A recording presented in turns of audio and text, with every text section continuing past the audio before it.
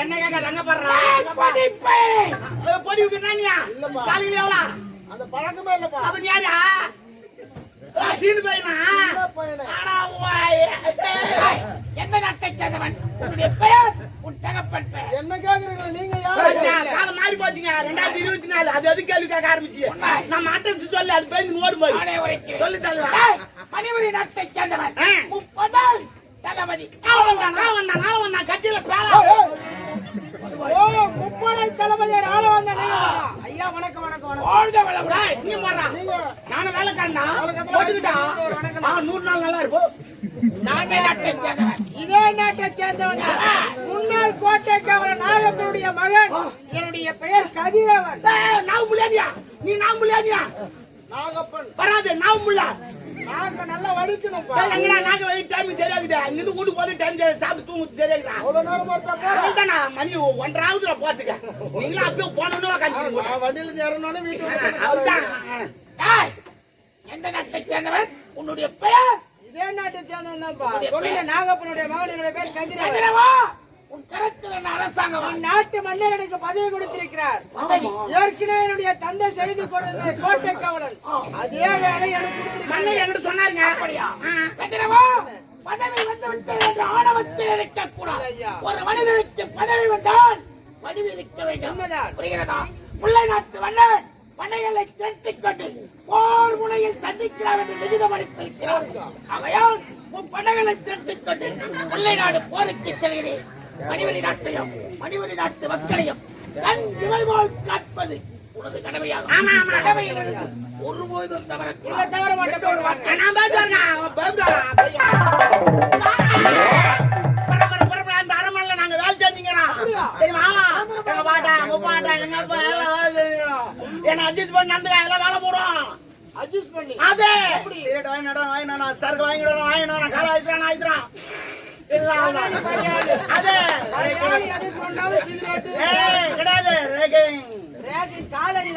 இப்ப எல்லாம் எடுத்து ரேகிங் தான்டா. பஸ்ல ஏன் முதல்ல ஏறணும் அவனுக்கு தான் சீட்டு 2,000 சீட்டு கிடையாது. ஒரு சூத்தலா தள்ளி விட்டுருவான் தெரியுமா?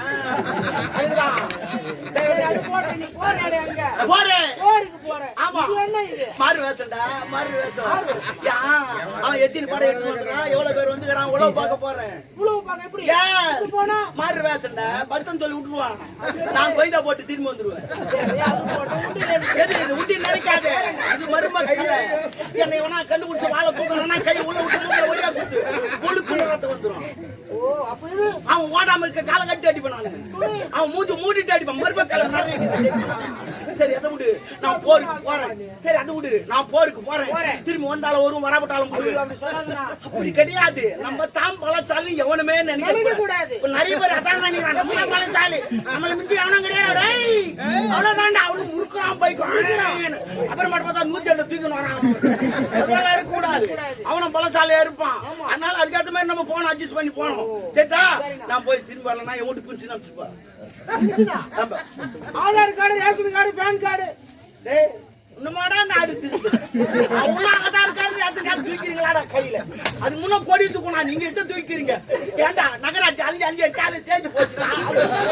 அட்டை வாங்கிக்கிறா அந்த அட்டைக்கு பேர் என்னன்னு கூட ஒண்ணு தெரியல.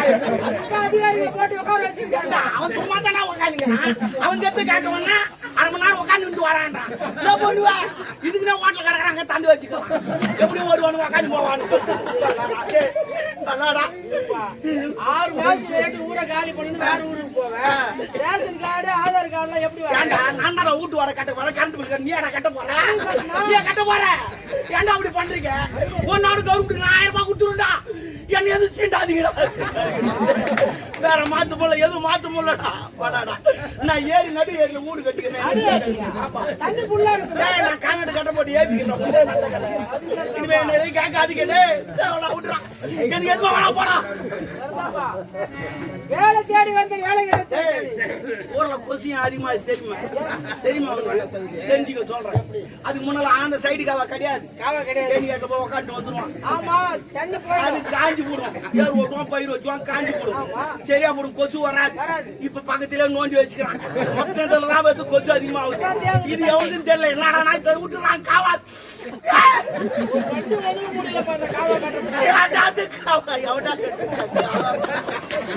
இதெல்லாம் தானே நிறைய கொசு வருதுங்க. அது தெரியாது. அவன் அங்க போய்தான் ஃப்ரீயா போயிடுவான். எல்லாம் இங்க உட்காந்து பயிர் கூட நல்லா வரதில்லை. வேலை தேடி வந்தேன். அம்மா இப்ப எனக்காக எதிர்பார்த்து கொண்டிருக்கேன்.